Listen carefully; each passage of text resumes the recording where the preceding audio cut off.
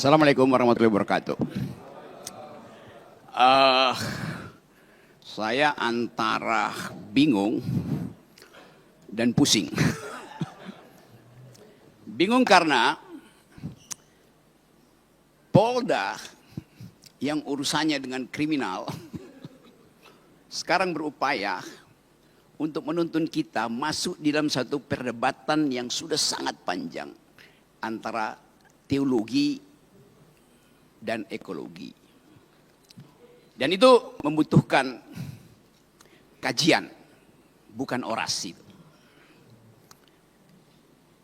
Saya kasih kajian di Sespimti Polri, di Lemhanas. Tadi siapa yang pernah ikut kuliah saya di Lemhanas? Oke. Oh, yang ujung sana tuh. Pak Ino.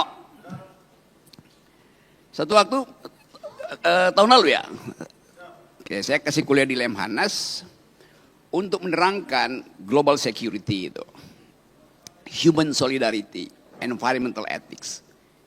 Subjek-subjek itu ternyata hari-hari ini terhubung dengan keadaan kita di Riau, di Jakarta, di Pakistan, di India, di Eropa. Karena kita mengalami krisis yang sama akhirnya itu. India kirim rudal ke Pakistan.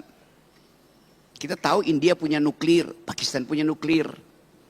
Kalau terjadi krisis nuklir dan krisis itu berubah menjadi perang terbuka, pertanyaannya bukan bagaimana stabilitas politik di regional Asia, tapi bagaimana bumi memaafkan kemudaratan manusia. Apa akan dimaafkan oleh bumi? Karena setiap perang nuklir hasilnya adalah MAD, Mutual Assured Destruction. Hancur. Kita coba pahami itu dari perspektif ilmu pengetahuan dan berupaya untuk menuntun ilmu pengetahuan masuk dalam pertanyaan-pertanyaan eskatologis, pertanyaan-pertanyaan teologis yang ayat-ayatnya harus kita tafsirkan hari-hari ini. Tadi dimulai dengan ayat belajarlah dari aturan semesta. Karena itu diperlukan akal untuk memahami aturan semesta. Hal yang sama juga berlaku di dalam kebudayaan Melayu. Alam terkembang jadi guru. Satu kesetaraan epistemik. Quran, teologi mengajarkan kami sudah memberi tanda-tanda. Maka kalian harus berpikir. Jadi ilmu pengetahuan diselundupkan untuk memahami alam semesta. Diselundupkan melalui ayat-ayat suci. Karena bumi ini suci. Jadi kita mulai membayangkan soal itu. Dalam perspektif antropologi, kita anggap bahwa ya makhluk manusia ini sebetulnya hanya 0,00 sekian detik dari usia alam semesta itu. Usia kita mungkin baru 100 juta tahun yang lalu. Atau bahkan lebih mundur lagi. Karena catatan yang kita ketahui tentang manusia itu hanya ditulis di dalam kitab-kitab suci itu. Quran, Bible, Veda. Jadi kitab suci mencatat kehidupan manusia sekaligus peran manusia di dalam merawat atau merusak alam. Apakah bumi ini akan kiamat? Ada kepastian teologi di situ. Ada yaumil akhir. Ada penghakiman bagi mereka bahkan yang lolos meniti Shiratul Mustaqim tetap akan diuji. Jadi kalau kita katakan bumi akan kiamat, dunia akan kiamat. Dari segi teologi, kita sedang menuju ke situ. Akan. Tapi dari segi ilmu pengetahuan, bumi ini memang pernah kiamat. Ketika supernova itu meledak, kira-kira 4-5 miliar tahun yang lalu. Pecahannya jadi matahari, sebagian pecahannya jadi bumi. Jadi ilmu pengetahuan hanya mampu untuk menerangkan bahwa dunia sudah pernah kiamat. satu peristiwa kosmologi. Ketika sebuah bintang yang namanya supernova itu meledak. Dan kita di bumi menerima ledakan itu sebagai rahmat. Karena dengan ledakan itu terbentuk alam semesta baru. Indonesia penggalan dari ledakan itu yang terjadi 4,5 miliar tahun yang lalu. Sekarang kita membayangkan satu kondisi bahwa yang dirawat oleh bumi selama 4,5 miliar tahun itu sekarang mulai disebut sebagai potensi kerusakan ekologis jilid 12, 13 seterusnya. Tapi apakah bumi mampu memperbaiki dirinya? Tanda-tanda itu ada. Kalau kita membaca cara memperbaiki bumi seperti yang difatwakan di dalam Quran, pakai otak. Doa dan otak. Kita lihat jumlah kerusakan yang dibuat manusia. Yang disebut antroposin. Artinya jumlah kerusakan kuantitas dan kualitas yang dibuat manusia sudah melampaui daya pulih bumi. Kita belajar itu dalam ilmu geologi itu. Kalau bumi merusak dirinya, dia mampu memperbaiki dengan cara regenerasi itu. Kita kutuk gurun Sahara yang kering kerontang, kita puji hutan Amazon yang hijau dan sejuk. Mengapa kita kutuk gurun Sahara? Karena di situ tidak ada kehidupan. Mengapa kita muliakan hutan Amazon? Karena di situ ada keragaman hayati. Tapi kalau kita ikuti keterangan ayat tadi, pakai otak. Allah Subhanahu wa taala mengatakan, pakai otak untuk membaca gejala alam. Surat apa tadi? Surat Al-Imran. Kalau kita pakai otak, kita mulai riset. Ternyata hijaunya hutan Amazon bertahan jutaan tahun karena dipupuk oleh fosfat. Fosfat adalah elemen kimia yang memupuk Amazon. Di mana fosfat itu ada? Tidak di hutan Amazon. Adanya di gurun Sahara. Anda lihat ini gurun Sahara, ini hutan Amazon, bagian selatan Amerika, hijau. Gurun Sahara, bagian selatan Afrika, dia paralel. Di dalam rotasi bumi, dalam hitungan 70 jam, panas matahari menguapkan gurun Sahara dan mengikuti rotasi bumi, uap fosfat itu tiba di hutan Amazon. Gurun Sahara adalah pabrik pupuk untuk hutan Amazon. Yang bikin siapa? Bukan oligarki. Allah Subhanahu wa taala yang buat itu. Jadi kita melihat keteraturan itu ada bahkan dalam ide pertama penciptaan. Yang nanti akan diterangkan oleh UAS, Ustadz Akal Sehat. Kita coba memahami itu. Oh, belum bikin pantun ya.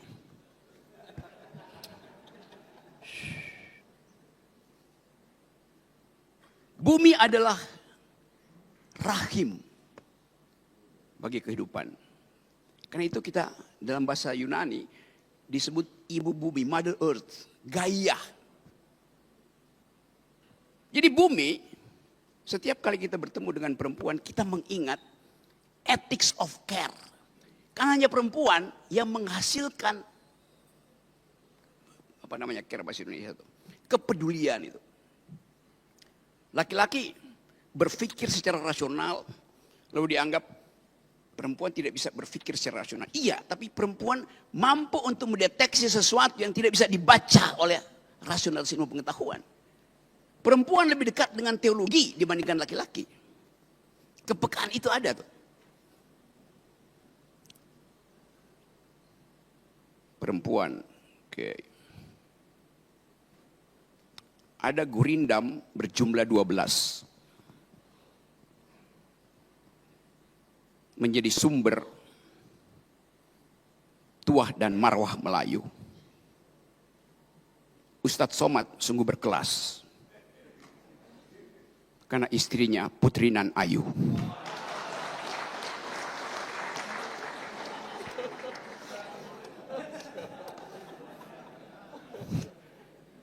keayuan perempuan setara dengan keayuan bumi. Bumi itu indah, bumi itu ayu. Saya memulai dengan cara itu. Untuk mencoba memahami bahwa kita perlu ethics of care. Belajar pada kepedulian perempuan. Kita semua lahir dari rahim perempuan. Lahir dari rahim perempuan, rahim yang sudah membagi keadilan. Setiap kita pernah ada dalam kandungan bumi dan bumi sudah membagi keadilan. Setiap kita pernah ada dalam rahim perempuan dan rahim perempuan sudah membagi keadilan. Ketika kita di dalam kandungan ibu kita mensuplai gizi. Jadi kita memperoleh makan siang gratis pertama dari rahim ibu kita. Dan sangat bergizi.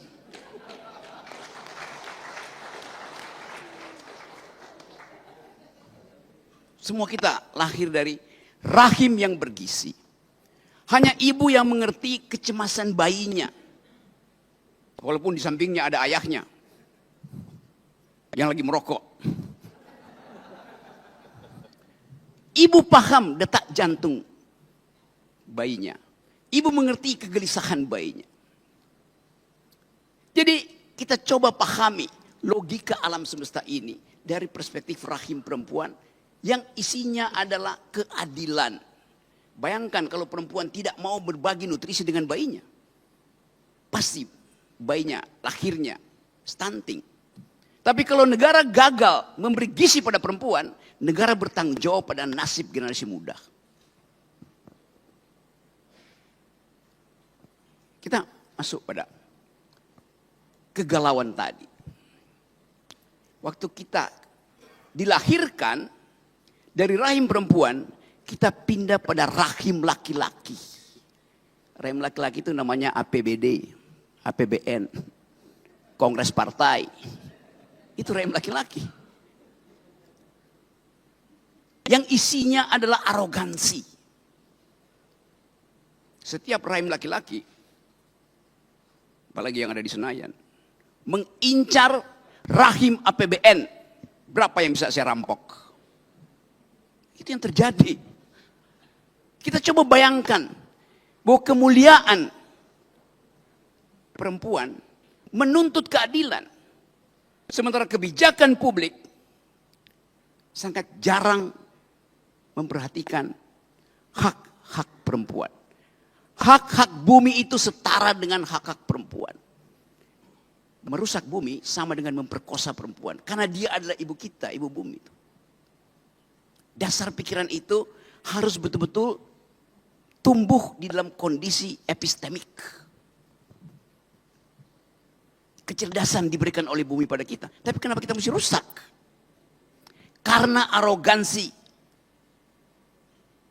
Keinginan untuk mengubah wants menjadi needs itu. Bumi menyediakan kecukupan bagi kita. Yang kita butuhkan. Basic needs. Tapi politik membuat needs itu menjadi wants. Tambah mau lagi. Itu yang merusak lingkungan. Ketika needs sudah dipenuhi, wants-nya itu berubah menjadi keinginan untuk akumulasi. Itu ya. Kerusakan lingkungan dimulai ketika ego antropologis kita menganggap bahwa bumi itu disediakan untuk kita eksploitasi. Nah, kerakusan itu yang hendak kita halangi hari-hari ini. Jadi sekali lagi, sering dikatakan bahwa perempuan itu adalah makhluk kelas 2. Karena dia dibuat dari tulang rusuk laki-laki. Jadi yang utama adalah laki-laki. Perempuan itu cuma diambil dari tulang rusuknya. Tapi ilmu pengetahuan menerangkan sebetulnya bahwa kalau perempuan sekedar dibuat dari tulang rusuk laki-laki, laki-laki dibuat dari apa?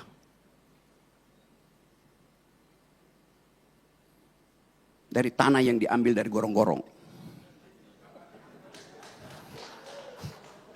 Ya. Mana lebih mulia, tulang rusuk atau tanah liat? Tulang rusuk udah terbentuk kimianya. Kalsiumnya udah cukup. Tapi itu keterangan kita untuk memahami supaya jangan merendahkan perempuan. Yunto jangan merendahkan alam itu.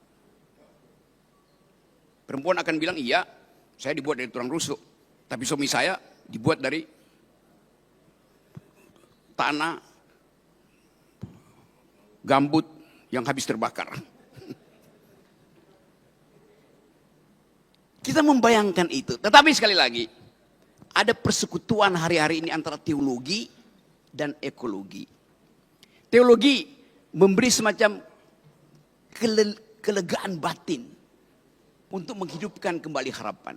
Di dalam semua teologi, intinya adalah harapan. Bahwa ada sesuatu yang kita tunggu, satu kemuliaan. Jadi manusia sedang berupaya untuk memuliakan kembali dirinya, tetapi dengan arogansi. Kalau kita katakan, kami manusia ingin memuliakan alam, maka alam akan katakan, selamat datang kembali. Dan hanya dengan itu, kita tahu bahwa semua yang kita perbuat hari ini, disaksikan oleh mata, yang kita sebut sebagai alam semesta. Alam semesta disaksikan oleh sesuatu yang kita sebut energi eter. Tapi energi itu hanya disebut energi, kalau dia menghasilkan keadilan. Bumi ditata dengan prinsip keadilan. Semua yang kita lakukan dibaca oleh ilmu fisika, dibaca oleh ilmu antropologi, dibaca oleh ilmu ekologi. Tapi ada yang tidak bisa kita baca, ilmu teologi. Inarabaka labil mirsad. Allah Subhanahu wa taala memahami kita, melampaui kemampuan kita membaca alam. Assalamualaikum warahmatullahi wabarakatuh. Bismillahirrahmanirrahim. Assalamualaikum warahmatullahi wabarakatuh.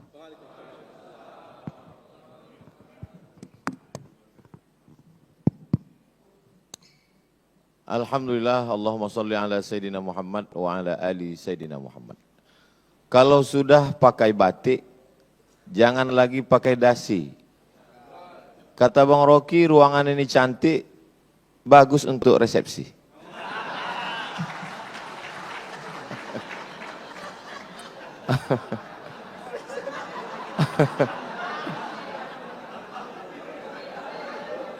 Jadi memang dalam tradisi Melayu ada yang disebut dengan membalas pantun. Jadi itu tadi hanya sekedar membalas karena Bang Rocky berpantun tadi kita balas.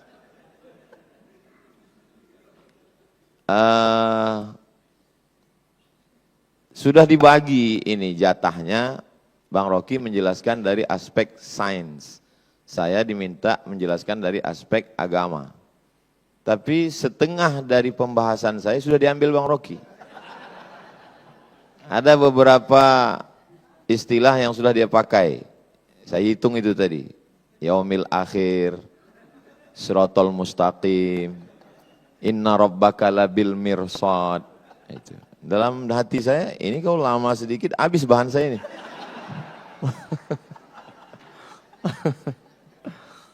Beberapa kali Allah Subhanahu wa taala. Jadi memang ini sebetulnya masalah hati. Jadi kalau hati kita itu connect, mudah kita berinteraksi. Mudah-mudahan kesatuan hati kita ini bisa untuk menjaga rahim alam ibu pertiwi, insyaallah. Kalau Tuhan pergi ke Pelelawan, Pelelawan itu negerinya para bangsawan. Tadi Bang Rocky selalu menyebut tentang perempuan, mungkin karena di sini banyak polwan.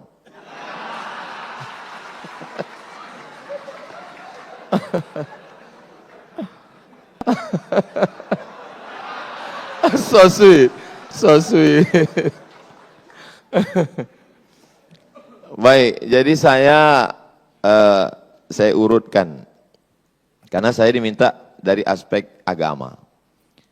Pintu gerbang untuk masuk ke agama Islam itu adalah syahadat asyhadu an la ilaha illallah wa asyhadu anna Muhammadan Rasulullah.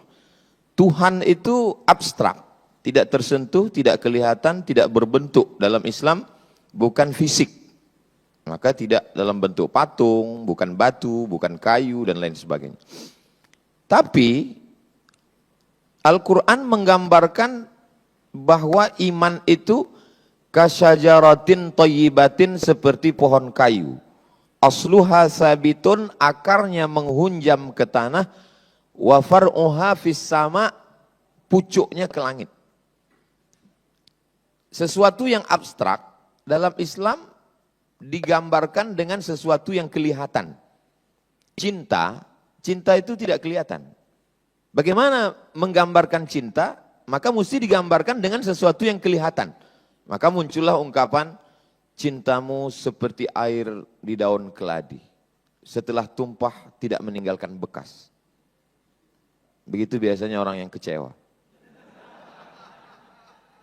Maka dalam Islam, iman itu digambarkan dengan pohon kayu. Kalau tadi Pak Gub bercerita tentang orang Melayu tidak bisa dilepaskan dari hutan, dari pohon kayu, ya logis, masuk akal, karena memang orang Melayu tinggalnya di tengah jantung pulau Sumatera, memang dia begitu buka mata ngelihat pohon kayu. Tapi Nabi Muhammad SAW, dia bukan orang Sumatera, dia tinggal di gurun pasir yang pohon itu sesuatu yang sulit. Tapi ketika cerita tentang iman, kaitannya dengan pohon kayu. Setelah orang beriman, lalu kemudian bagaimana kondisi dia? Mathalul mu'min kamathalis syajar. Orang beriman itu seperti pohon kayu. Pohon kayu lagi. La yazalur rihu tumiluhu. Angin senantiasa membuat dia bergoncang. Jadi ketika orang sudah meyakini Tuhan, nanti akan ada goncangan-goncangan keimanan. Lagi-lagi dikaitkan dengan pohon kayu. Ketika pohon kayu sudah mulai berdiri, maka akan datang ada angin yang membuat dia bergoncang. Maka sabarlah seperti sabarnya pohon kayu. Lagi-lagi pohon kayu. Dari awal pohon kayu. Suasana hatinya setelah beriman seperti pohon kayu. Lalu kemudian dia mulai berbuat baik. Perbuatan baik apa yang bisa dia lakukan? Ma min muslimin yaghrisu gharsan yazra'u yazra'an. Kalau ada seorang beriman yang menanam tanaman. Dia tidak sebut tentang sholat, zakat, puasa, haji. Itu ritual. Tapi ada satu amal, menanam pohon kayu, kata Nabi. Ma min muslimin yaghrisu gharsan yazra'u zar'an fayakuluhu tayrun. Kalau ada orang beriman menanam pohon kayu, lalu kemudian tanamannya itu dimakan oleh tayrun, burung. Bahimatun, hewan. Insanun, manusia, illa kanat lahu bihi sadaqah, maka itu sebagai sedekah.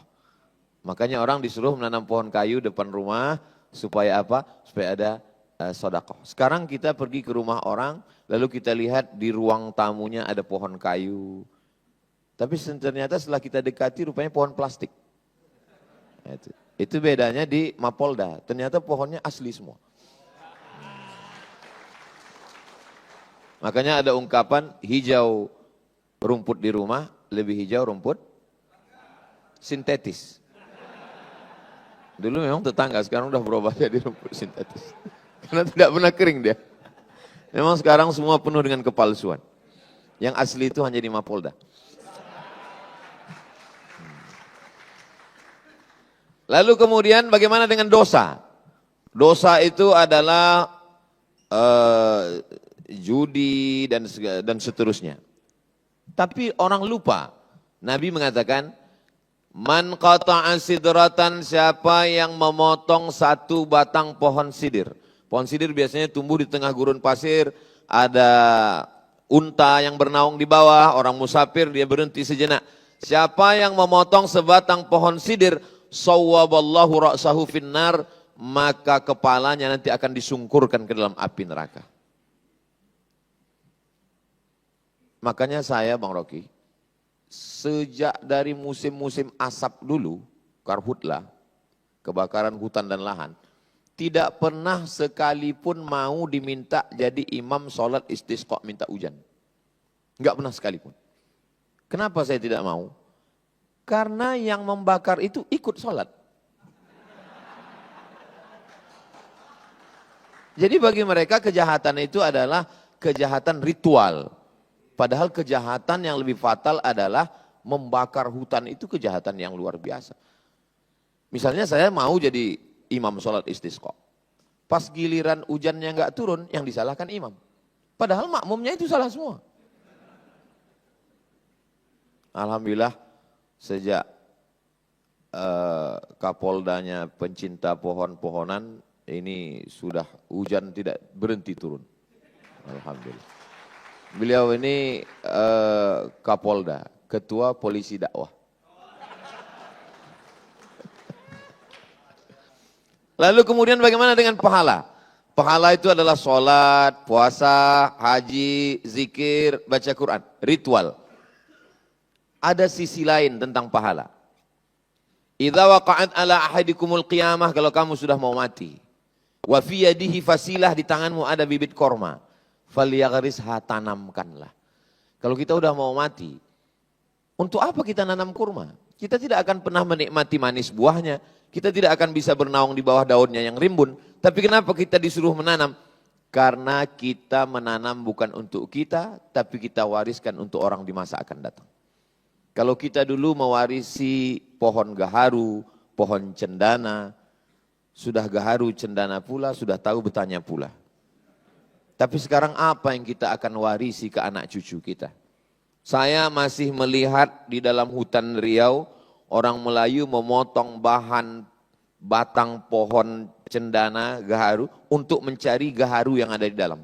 Sekarang sejauh mata memandang kita masuk ke dalam, tak jumpa cendana, tak jumpa gaharu, yang jumpa brondol sawit. Makanya itu saya simpan Bang Rocky, Pak Kapolda, Pak Wakapolda, Pak Gub, sahabat-sahabat semua. Di rumah ada saya simpan, ini batang gaharu, ini gaharu saya simpan, itu ada satu lemari khusus gaharu saja. Supaya saya bisa bercerita ke anak-anak saya, dulu di hutan ini ada namanya pohon gaharu dan inilah dia. Kalau ditanya mana dia sekarang, dia nasibnya sudah sama macam dinosaurus Jurassic Park. Sudah tidak ada lagi wujudnya. Jadi memang menanam adalah bagian daripada amal soleh. Selalunya amal jariah itu adalah sodakoh. Tapi dipandang dari lain, ketika kita sedang menanam, maka sesungguhnya kita sedang mengalirkan amal jariah yang mengalir. Makanya tidak boleh mencabut tanaman di atas kuburan. Kalau sekedar merapikan, membersihkan boleh. Kenapa? Karena Nabi Muhammad SAW mengajarkan bahwa pohon-pohon kayu itu bertasbih. Makhluk langit, planet, bulan, bintang, Neptunus, Merkurius, Pluto, Mars. Makhluk bumi, kita semua. Ketika Tuhan bercerita tentang makhluk langit dan makhluk bumi, dia pilih dua perwakilan. Untuk makhluk langit, dia pilih bintang. Untuk makhluk bumi, dia tidak pilih kita. Dalam surat Ar-Rahman. An-najmu wasyajaru yasjudan. An-najmu, bintang. Wasyajaru, pohon kayu. Yasjudan, kedua-duanya bersimpuh sujud bertasbih kepada Tuhan. Kenapa tidak dikatakan bintang dan manusia? Kenapa untuk bumi ini yang mewakilinya pohon kayu? Karena pohon kayu lebih jujur daripada manusia. Lalu kemudian ketika kita bersaudara, maka persaudaraan itu seperti pohon kayu. Mathalul mu'minin kamathalil asjar. Persaudaraan orang-orang yang percaya itu seperti pohon kayu. Bagaimana pohon kayu?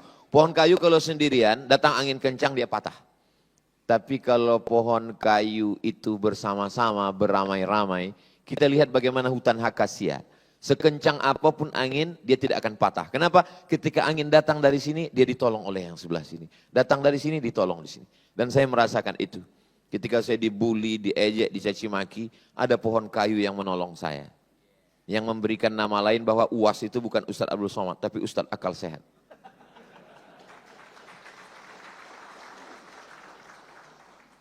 Lalu kemudian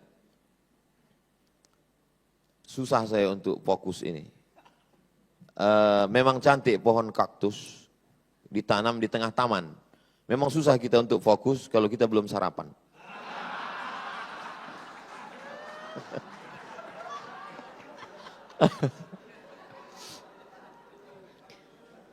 Kalau kita bersedekah pahalanya banyak. Ya, namanya banyak itu kan unlimited. Banyaknya berapa Ustadz? 1000, 100, 200. Lihat bagaimana Allah ingin menggambarkan kita tentang banyak. Mathalul ladzina yunfiquna amwalahum fi sabilillahi kamathali habbah Orang yang berbuat sedekah seperti menanam satu biji. Ambatat sab'a sanabil. Satu biji ini akan menumbuhkan 7 cabang. Wa fi kulli sumbulatin mi'atu habbah. Dalam satu cabang ada 100. Satu biji pecah keluar 7 cabang. Satu cabang ada 100, 200, 300, 400, 500, 600, 700. Maka disebut dengan sab'atu mi'ati dha'fin, 700 cabang. Lagi-lagi pohon kayu. Makanya Nabi Muhammad bukan pohon mawar yang tumbuh di tanah yang subur. Kalau ada tanah yang subur mengeluarkan mawar, biasa. Tapi kalau gurun pasir kering kerontang mengeluarkan mawar, itu baru luar biasa. Seandainya Nabi Muhammad itu lahir di sungai Nil, lalu kemudian ibadahnya banyak menggunakan air. Wuduknya air, mandinya air. Biasa, karena dia tinggal di tengah sungai. Tapi dia tinggal di tengah alam yang susah mendapatkan air. Seandainya Nabi Muhammad itu tinggalnya di Pulau Sumatera, di Pulau Amazon, lalu kemudian di hutan hujan yang rimbun, lalu dia banyak bercerita tentang pohon kayu. Biasa. Tapi ketika dia orang gurun pasir, Arab Badui, bercerita tentang pohon kayu, itu salah satu bukti bahwa omongannya itu bukan berdasarkan lingkungannya, tapi itu datang dari Allah. Wa ma yantiqu 'anil hawa, dia tidak bicara mengikut hawa nafsunya, bukan pikirannya. In huwa illa wahyun yuha, tapi datangnya dari Allah Subhanahu wa taala. Saya ketika membaca itu menambah keyakinan saya, oh, ini bukan dari lingkungannya, karena itu bukan tempat tinggal dia. Yang dia bicarakan itu adalah sesuatu yang di luar dari tempat tinggal dia. Jadi kalau hari ini kita sebagai orang Melayu, sebagai orang Sumatera, kita masih ada kesempatan untuk menjaga Riau, khususnya Bumi Lancang Kuning ini dengan program-program penghijauan, penanaman. Tidak bisa hanya sekedar dengan slogan, mesti action nyata. Maka saya kira tidak hanya dari pihak kepolisian, semua departemen, dinas, kehutanan. Dulu banyak saya lihat beberapa baleho di kantor-kantor, one man, one tree. Satu orang, satu tanaman. Ada satu Bapak KUA, Kepala Kantor Menteri Agama juga begitu. Kami langsung action Pak Ustadz. Yang nikah bawa 1 pohon, yang cerai 2 pohon. Jadi memang mesti action nyata.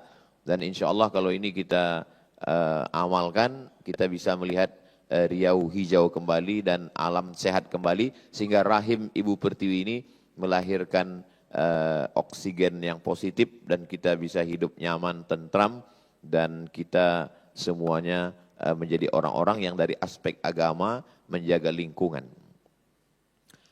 La yabulanna ahadukum fil ma'id daim la yajri. Tidak boleh, tidak boleh kencing di air yang tidak mengalir. Karena akan ada orang yang mengambil air untuk minum, akan ada orang yang untuk berwudu. Tidak boleh kencing di air yang tidak mengalir. Kalau di air yang tidak mengalir saja tidak boleh dibuang limbah pribadi, apalagi limbah pabrik yang dibuang tidak hanya mematikan sungai, tidak hanya mematikan ikan, tapi sampai cucu cicit ikan itu mati. Dulu mereka memancing, dulu mereka hanya menangkap, sekarang disetrum, dibakar, dihancurkan. Makanya dalam Quran dikatakan zaharal fasadu fil barri wal bahri. Kerusakan sudah terlihat fil barri di daratan, wal bahri di lautan, bima kasabat aydin nas, akibat tangan manusia. Sejahat-jahatnya gajah, dia hanya bisa menanam, mencabut pucuk sawit paling 5. Sejahat-jahatnya badak, dia paling bisa menanduk 1 pohon kayu. Tapi manusia, dia tidak pakai kampak. Dia tidak pakai tanduk, dia tidak pakai cula. Dia cukup dengan tanda tangannya habis 600.000 hektar. Dengan ujung jarinya.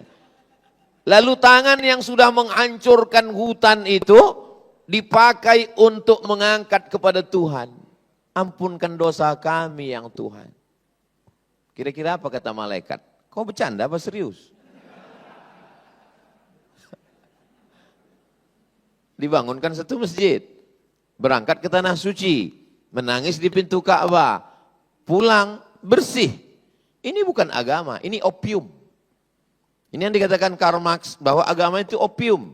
Orang kecanduan agama. Membakar hutan, menghabiskan alam. Sekarang harimau di Pelalawan mau ngamuk masuk ke rumah warga. Bukan harimau yang masuk ke rumah warga. Warga yang sudah lama masuk ke rumah harimau. Sekarang dikatakan, ini Pak Ustadz kenapa di Riau ada jalan tol yang tempat gajah lewat. Kita yang sudah mengambil tempat gajah lewat. Jadi gajah itu memang dari dulu tidak pernah melewati jalan orang lain. Gajah itu kalau sudah kakek moyangnya jalan di situ, dia terus saja di situ. Tapi manusia, hari ini dia jalan di sini, besok trotoar dia ambil. Jadi sebetulnya pantasanlah agama itu untuk kita. Karena memang kita yang tidak lurus menjalani hidup ini. Kalau gajah itu memang udah lurus, dia nggak pindah-pindah lagi. Gajah itu tidak bisa berpindah. Dan yang paling setia di antara semuanya adalah buaya. Buaya itu tidak bisa berpindah ke lain hati. Selama dia di air. Tapi kalau dia sudah naik ke darat, itu sudah lain cerita. Akhirnya waktu juga yang memisahkan kita.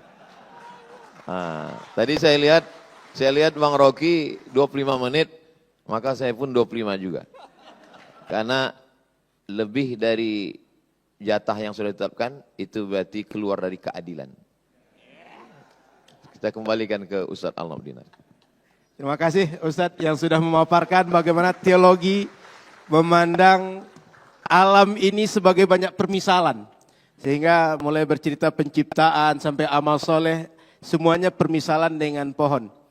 Sebelum kita lanjut dengan diskusi tanya jawab, Pak Kapolda, hari ini kawan-kawan kita biker subuhan milad yang ke-7 Pak Kapolda.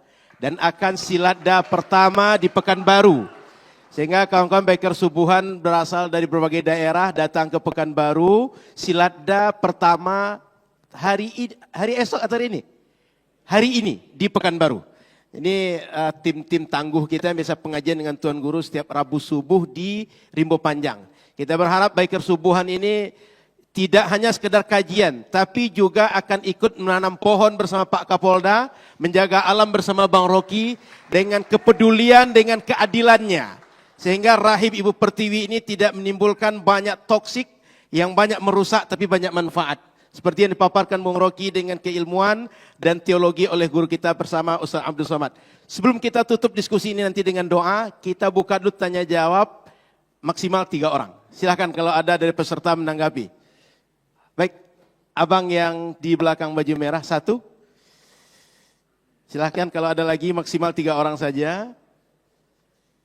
Karena setelah ini kita akan sarapan pagi di rumah masing-masing. Oh, ada di sini Pak Kapolda ya? Ada. 1, ada lagi yang lain?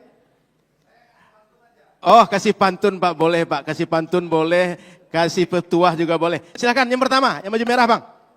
Assalamualaikum warahmatullahi wabarakatuh. Waalaikumsalam warahmatullahi wabarakatuh. Mohon nama dan dari mana Bang?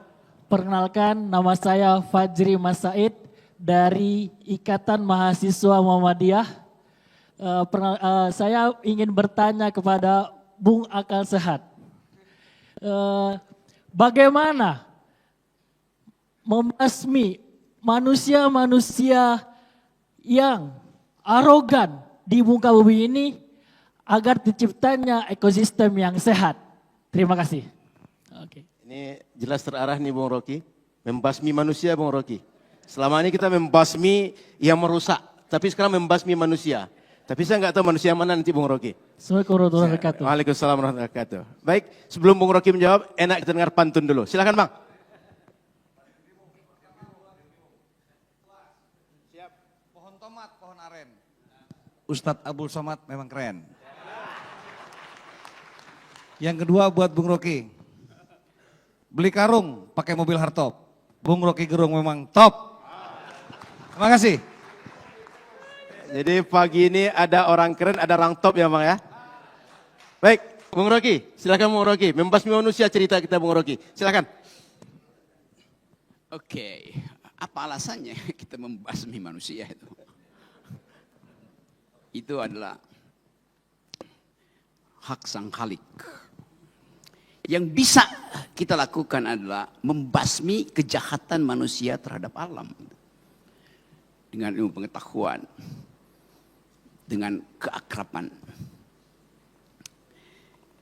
Saya coba terangkan beberapa cerita untuk melihat bagaimana kita mampu untuk melihat kelakuan manusia yang menyebabkan pohon itu berubah menjadi mebel.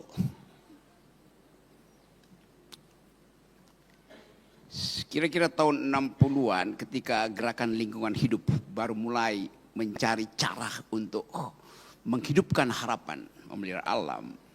Ada satu peristiwa di Ohio, di State University of Ohio State University itu, di kota Columbus. Columbus itu ibu kota Ohio. Di satu pagi, seorang perempuan guru besar ilmu hukum yang punya hobi bangun pagi, kendati nggak bisa lari pagi bersama Kapolda Riau, dia merasa aneh karena waktu dia bangun pagi di hari pertama musim semi, tak seekor burung pun berkicau. Dia heran. Dia bangun pagi di hari pertama musim semi justru untuk mendengarkan tweeting, kicau burung. Pada waktu itu belum ada Twitter. Tiba-tiba dia merasa kenapa sangat sunyi itu. Akal pikirannya mulai mencurigai ada sesuatu pasti di dalam alam, di sekitar kampus Ohio State University itu. Lalu dia datang ke samping apartemennya, di samping kamar apartemennya. Dia gedor seorang perempuan juga, profesor kimia. Jadi bayangkan profesor hukum mulai mencurigai ada sesuatu nih. Bagaimana caranya ya? Pasti soal alam itu terkait dengan soal-soal kimia. Lalu mereka berdua mulai survei. Ya 100-200 meter. Ternyata banyak burung tetapi di dalam bentuk bangkai. Burungnya mati tuh di sekitar kampus Ohio. Akal pikiran, kuriositas mereka mulai bekerja. Kenapa? Ada bekas gigitan burung di pohon apel, pohon buah-buahan di sekitar kampus. Tapi kenapa ada ya mayat burung-burung ini berserakan, innalillahi wa inna ilaihi raji'un. Kuriositas menyebabkan mereka meneliti. Akhirnya diketahui bahwa burung-burung itu menyambut musim semi di dalam kegembiraan bersamaan dengan mulai tumbuhnya buah-buahan di situ. Mereka makan. Tetapi ternyata mereka tidak tahu bahwa buah itu sudah disemprot dengan dulu namanya apa? DDT itu, pestisida itu. Pestisida awal. Jadi itu dimulai kecurigaan bahwa keinginan manusia untuk menikmati buah apel yang ranum itu supaya tidak digigit oleh ulat menyebabkan, jadi ambisi manusia itu untuk dapat buah apel yang tak berulat menyebabkan hak burung untuk makan buah yang sama yang dikirimkan oleh Allah Subhanahu wa taala menyebabkan kematian itu. Burung tidak diberitahu bahwa kalian jangan makan buah itu karena kami sudah kasih pestisida. Jadi saya balik lagi pada si perempuan ini punya kecurigaan, dua perempuan tadi. Karena mereka berpikir bahwa ini bumi rahim kami. Burung itu adalah kegembiraan pagi bagi dua profesor perempuan tuh. Disitulah dimulai satu upaya untuk memperlihatkan bahwa merawat bumi itu sama dengan merawat rahim perempuan. Jangan racuni rahim perempuan. Jangan racuni bumi. Nah peristiwa itu menghasilkan satu ideologi baru tentang ekologi itu. Nama profesor itu adalah Rachel Carson. Teman-teman mahasiswa tulis Cari di Google, baca bukunya. Rachel Carson menulis buku yang kemudian jadi acuan dari aktivis lingkungan. Judul buku itu adalah The Silent Spring. Musim semi yang sunyi. Padahal musim semi biasanya dimulai di kicau burung. Jadi saya mau perlihatkan itu bahwa kebengisan manusia itu menyebabkan tewasnya makhluk yang diciptakan untuk menghuni bumi dengan kicaunya yang indah di pagi hari. Jadi kalau pertanyaan itu kita mulai dengan bagaimana membasmi manusia, jangan manusia itu dibasmi. Ajari dia pengetahuan. Supaya satu waktu kalau dia ingin pakai pestisida, dia mesti minta izin pada burung. Absurd, tapi harus itu yang dilakukan. Karena sekarang tidak ada lagi hierarki makhluk. Di mata bumi, saya, Ustadz Somad, dan bangkai burung itu sama status ontologinya ketika kita meninggal. Roh kita, kalau kita suci, pergi ke surga. Tapi tubuh kita dan tubuh burung itu diurai oleh bumi menjadi mineral sama hasilnya dari segi ilmu pengetahuan. Jadi sekali lagi itu hal yang ingin saya terangkan supaya karena itu kita mulai lakukan edukasi di sini. Keinginan kita untuk menghasilkan pikiran dimulai dari kuliah-kuliah semacam ini yang dengan bagus dimulai di Polda Riau dan lebih bagus lagi karena mengundang Ustadz Akal Sehat dan sangat sempurna karena mengundang Presiden Akal Sehat. Ya sekali lagi itu terakhir sekaligus penutup pantun apa ya? Tadi apa yang negeri bangsawan itu? Pelelawan. Negeri pelelawan, negeri bangsawan. Kapolda Riau menanam pohon. Mari kita terus berkawan. Di dalam doa saya memohon. Terima kasih. Abu Sufyan membawa 1.500 pasukan perang dan 15 orang perempuan yang bernyanyi dan bergendang untuk memberikan semangat. Kalau sekarang mungkin cheerleader. Setelah jenazah-jenazah para sahabat Nabi itu bergelimpangan, lalu dia dengan kuda Arab Black Stallion itu bertanya, mana Muhammad? Itu terjadi tahun ketiga. Hari berganti musim berubah, tahun keempat, tahun kelima, tahun keenam, tahun ketujuh, tahun ke-8. Tahun ke-8 Nabi Muhammad SAW membawa 10.000 pasukan masuk ke kota Makkah. Dan ketika itu panglima perangnya Sa'ad bin Ubadah mengacungkan pedang. Hadza yaumul malhamah. Kita akan membunuh Abu Sufyan. Apa kata Nabi? Man dakhala baita Abi Sufyan fahuwa amin. Siapa yang masuk ke rumah Abu Sufyan aman. Nabi tidak membenci Abu Sufyan. Yang Nabi benci perbuatannya. Istri Abu Sufyan, perempuan dendam kesumat namanya Hindun. Hindun ingin supaya paman Nabi bernama Hamzah itu dibunuh. Yang membunuh itu namanya Wahsy. Wahsy memotong telinga Hamzah, hidung Hamzah, dijadikan leontin. Mereka betul-betul kanibal. Lalu kemudian jantung Hamzah dibelah, digigit oleh Hindun. Lalu kemudian, apakah Nabi membunuh Hindun? Tidak. Hindun masuk Islam. Apa kata orang? Hindun, dulu kamu katanya tidak mau masuk Islam. Apa kata Hindun? Saya tidak masuk Islam. Islam itu yang masuk ke hati saya. Kemana Wahsy? Wahsy lari ke Taif, 100 km dari Makkah. Setelah 19 hari Nabi di Makkah, Nabi pulang ke Madinah. Wahsy pulang lagi ke Makkah. Ternyata tidak ada satu telinga orang Makkah yang dipotong. Tidak ada satu hidung yang digunting. Pidato Nabi di atas Ka'bah ditulis dengan tinta emas. Apa kata Nabi? Idhabu wa antumut tulaqa. Pergilah kamu semuanya bebas untuk berbuat apa saja. Wahsy penasaran. Dia kejar Nabi ke Madinah. Sampai di Madinah, dia temui Nabi. Kata Nabi, anta Wahsy, kamu Wahsy? Ya. Qatalta Hamzah, kamu yang sudah membunuh Hamzah, memutilasi Hamzah. Ya. Nabi mendoakan dia dan Nabi tidak menyakiti dia.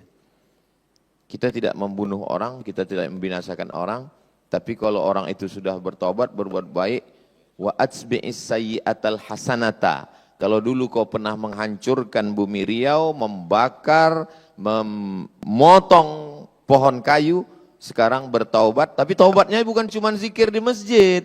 Taubatnya cuma bukan baca Yasin. Ikut lagi dalam program penanaman penghijauan Riau. Bergabung dengan Presiden Akal Sehat, Ustadz Akal Sehat, dan Polisi Akal Sehat. Untuk menghijaukan Riau kembali.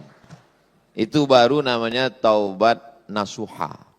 Kalau hanya sekedar bertaubat, pergi ke Makkah nangis, nangisnya pun bukan karena mengakui dosa, tapi karena habis belanja duit habis. Hentikanlah kepalsuan ini. Mulailah menanam. Jadi kalau ada orang mengatakan Riau sudah kering kerontang, tidak. Datanglah ke Riau. Datanglah ke Mapolda, masih hijau. Di atas keramik masih tumbuh tanaman-tanaman yang hijau. Akhirnya ditutup dengan pantun penutup, menangkap puyuh di Bukit Selasih. Thank you dan terima kasih.